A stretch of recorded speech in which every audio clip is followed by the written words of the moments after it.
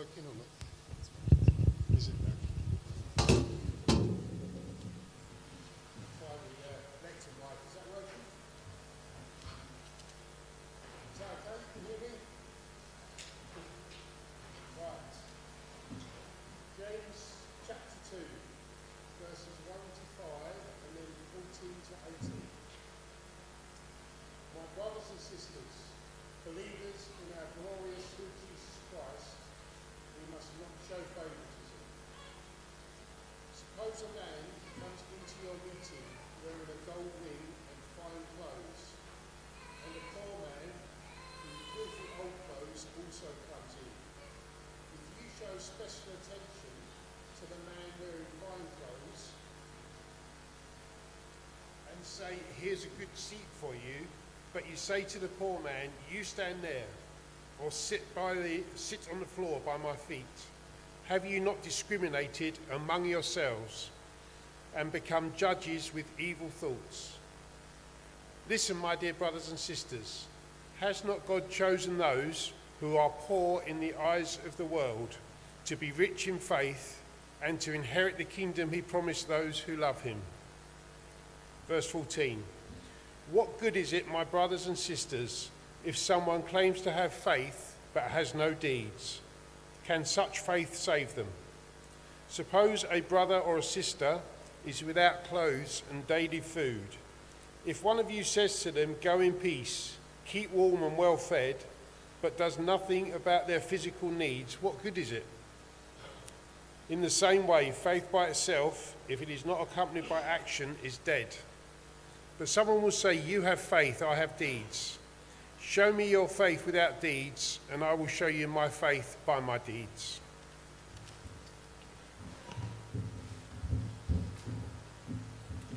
Thanks, Andy. Good morning, everyone. I am kicking off our January series looking at the book of James together.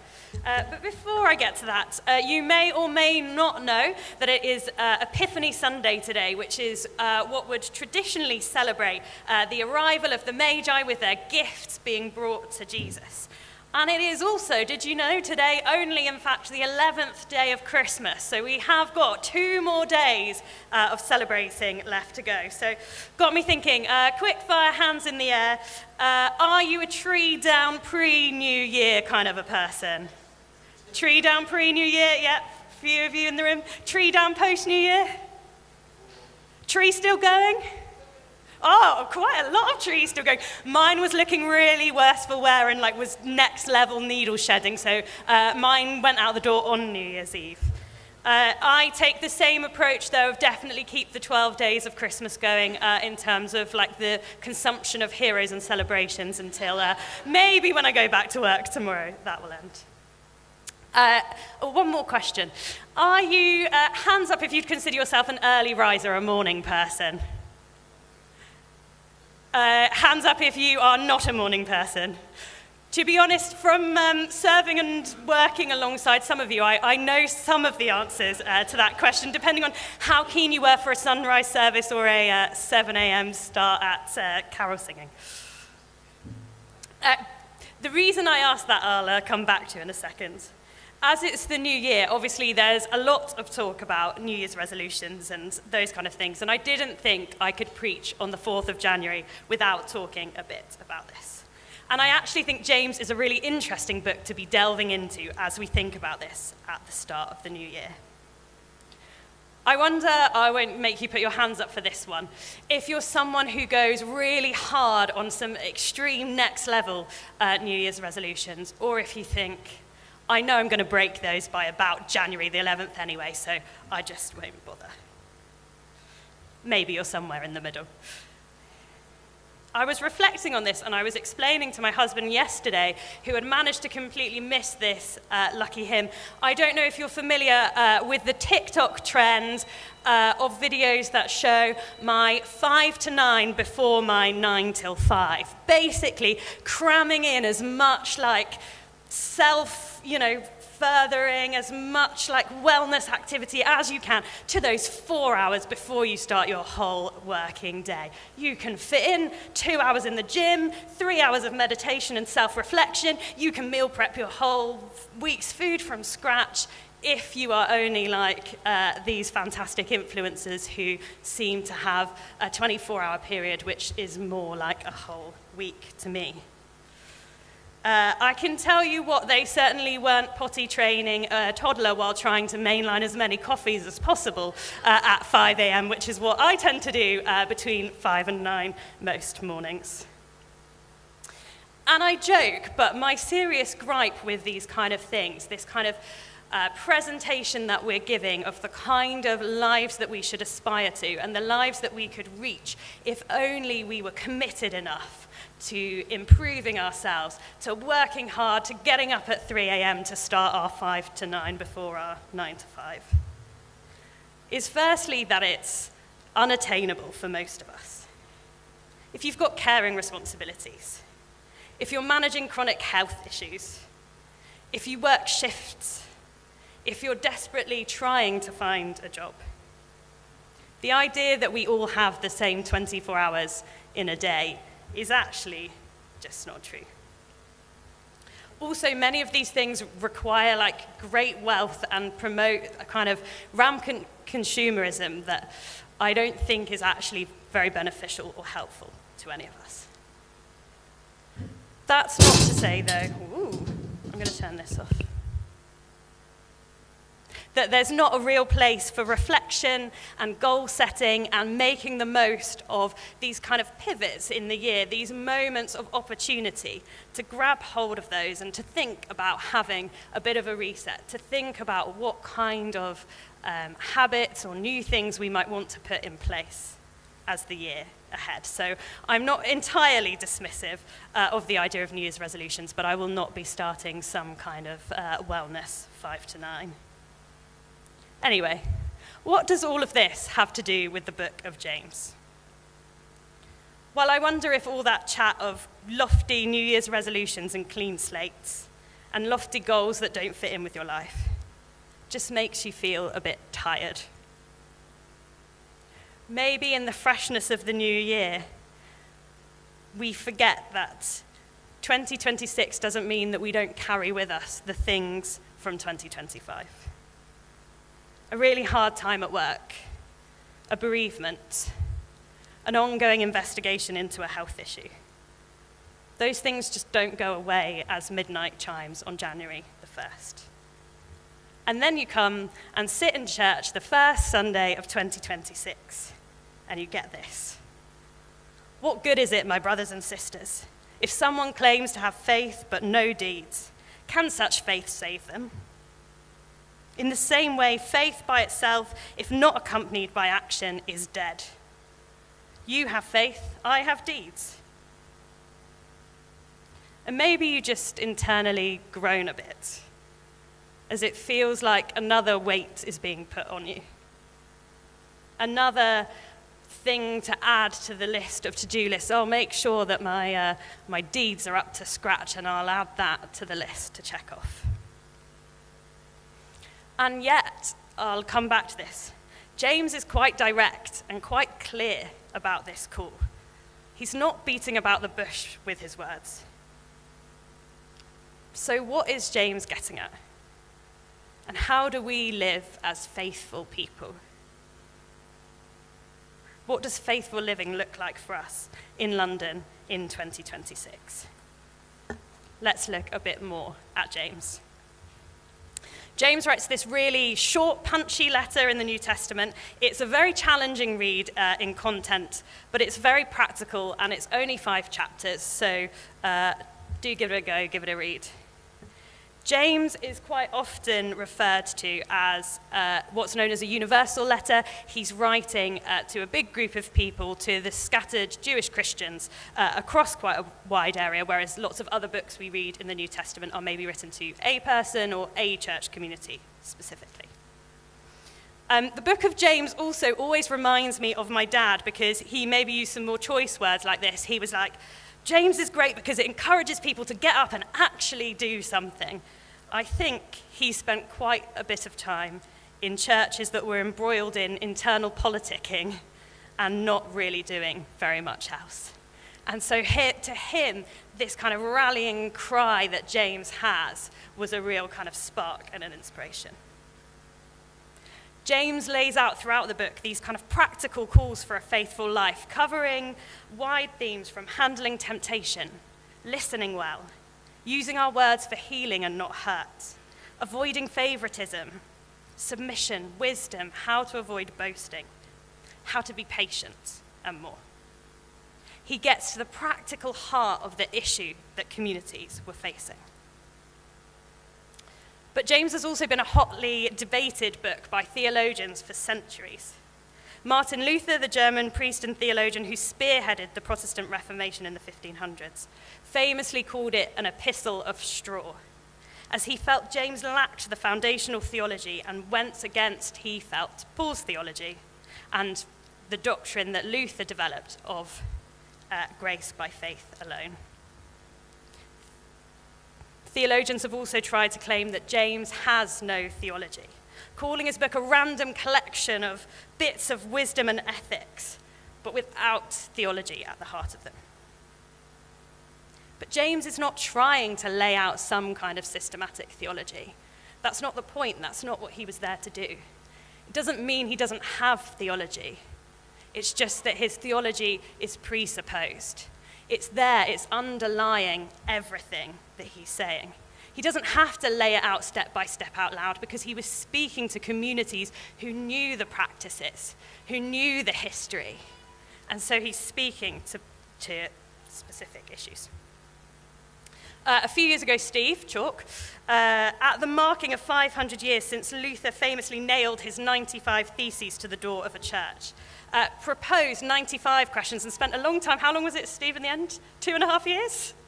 Something like that. Steve spent a long time making these weekly videos proposing 95 new questions for the church. In one of these, he talks about the idea of James's epistle of straw.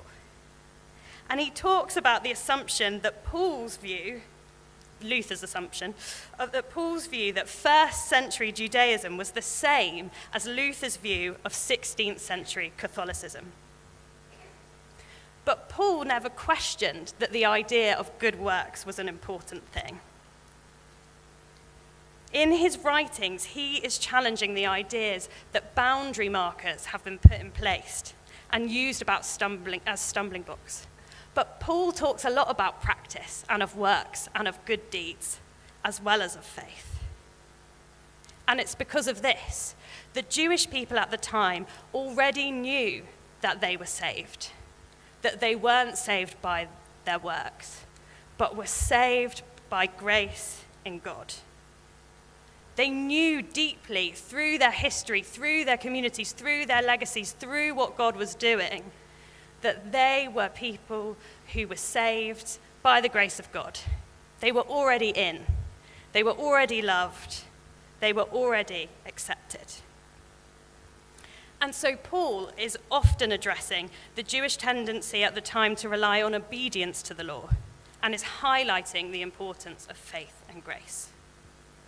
James is addressing an underemphasis on works that was also happening, where faith purely became about doctrine and not about actually getting stuck in and living a way of faith. Radical acceptance and grace, unconditional love, have always been the heart and the forefront of the story of the people of God. There is no to-do list to be completed before being fully loved. And so that is our starting point always for a faithful life.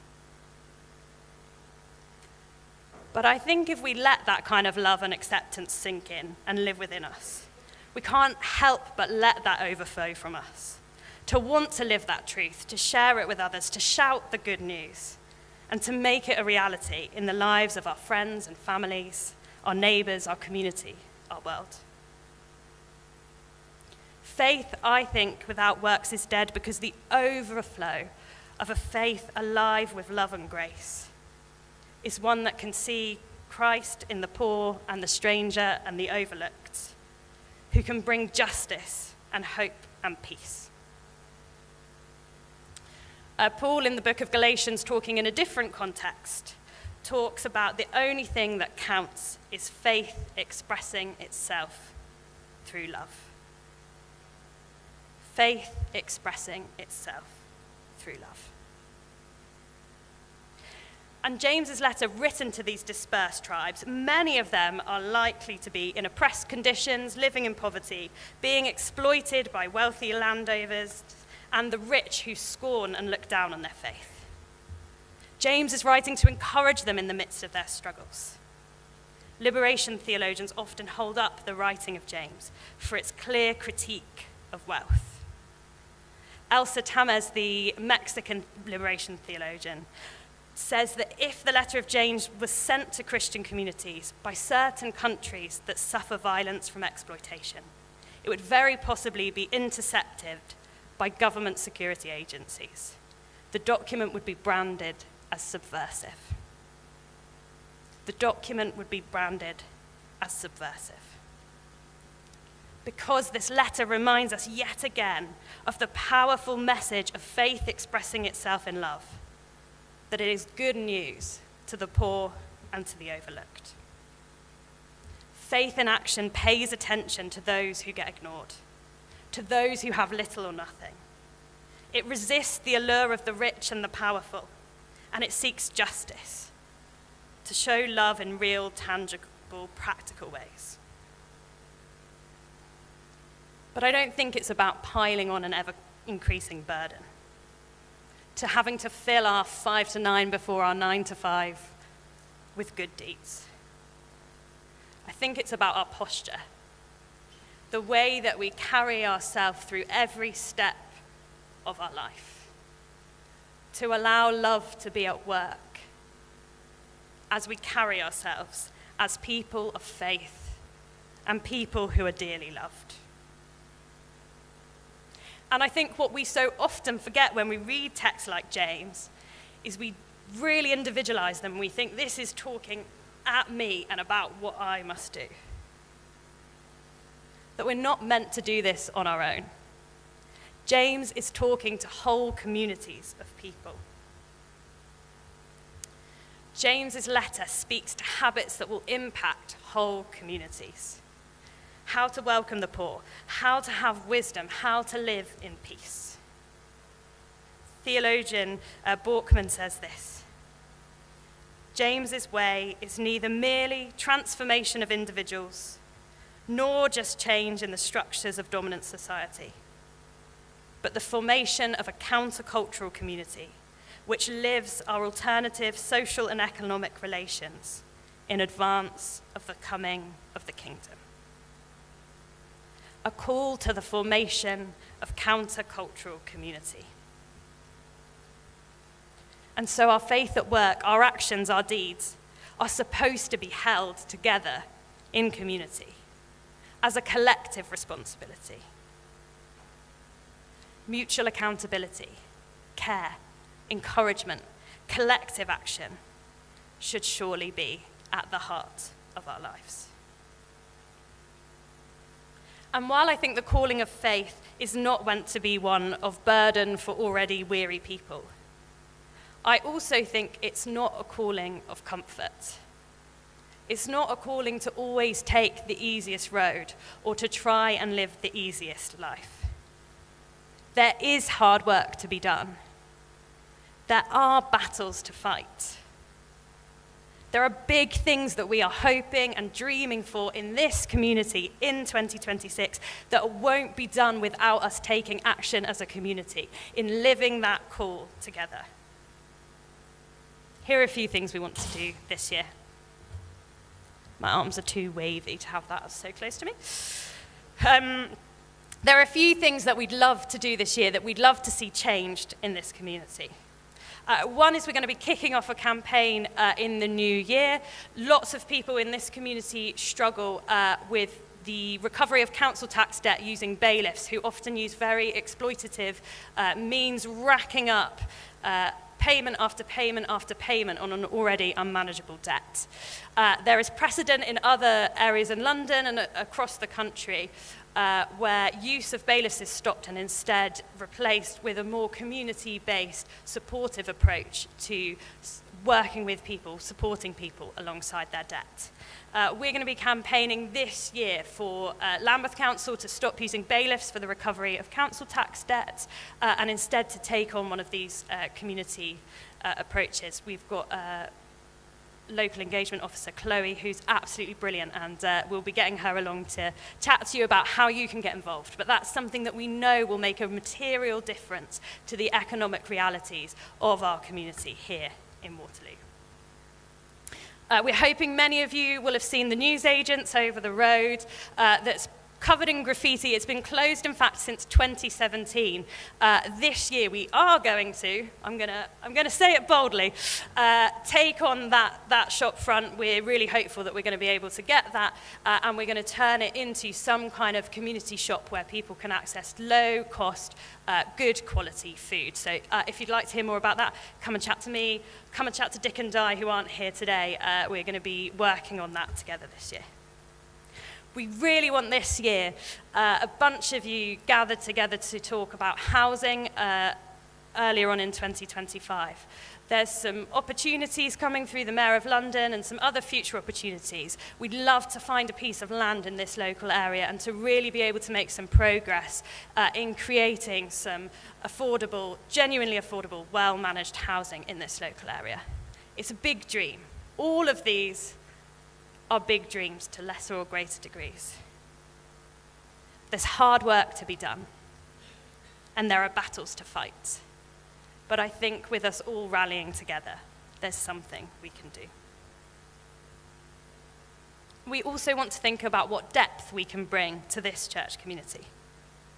How do we build stronger, more trusting, more caring relationships across divides and differences? How can we create space to grow and strengthen our faith together? How can we show more love, more patience, more compassion, more self-control, more gentleness?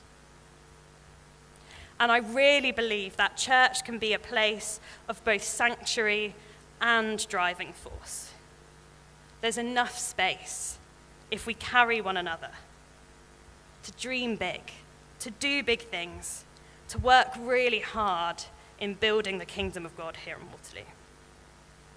And we can also simultaneously be a place of refuge, a place where you can breathe deeply, where we make room, where we embrace rest. And I really do believe it doesn't have to be one or the other. We can make room if we do it together. We can carry one another. And so I thought maybe we could make some space this morning. This will get you moving ever so slightly, so it might help distract you from the cold to not have to listen to me for a bit. I thought we could have a think together about what some of our collective goals for 2026 would look like. Maybe it's getting involved with some of the things I mentioned. Maybe it's about creating more spaces for social connection. Maybe there's a topic that you'd really like us to tackle and dig into this year. But thinking beyond ourselves and thinking instead about this community that you're part of sitting here today. What are some things that we'd like to see shift? What are some collective goals that we'd like to hold ourselves to account for as we travel through 2026? So, a few kind of practicalities about how we'll do that. We're meeting as a church leadership team next Sunday after the service, hopefully in a warmer room than this. So we'll talk about any of these ideas that get formed then. And then on 25th of January, the last Sunday in January, we normally have as our partnership Sunday, a chance for us all to commit to being part of the church together in 2026. This year, we're hoping to do that by doing some practical work together to benefit this community here and then share lunch together. So I'm going to ask you to gather in groups if you are happy to, of probably 5 to 6 people. Have a look around, pull someone in if they'd like to. Give space for everyone to participate if they'd like to, but if you're new or visiting or just don't fancy speaking, do feel free to say, I'm just here to listen in. We'll spend about 10 minutes, come up with and discuss ideas. It can be big or small. Write some down on the flip chart paper, and I'll come around and ask maybe just for one idea from a few groups afterwards. And then we'll talk about those at our church leadership team and feed them back to you on that day, on the 25th of January, to talk about how will we embed those things, what do we want to see for our community in 2026.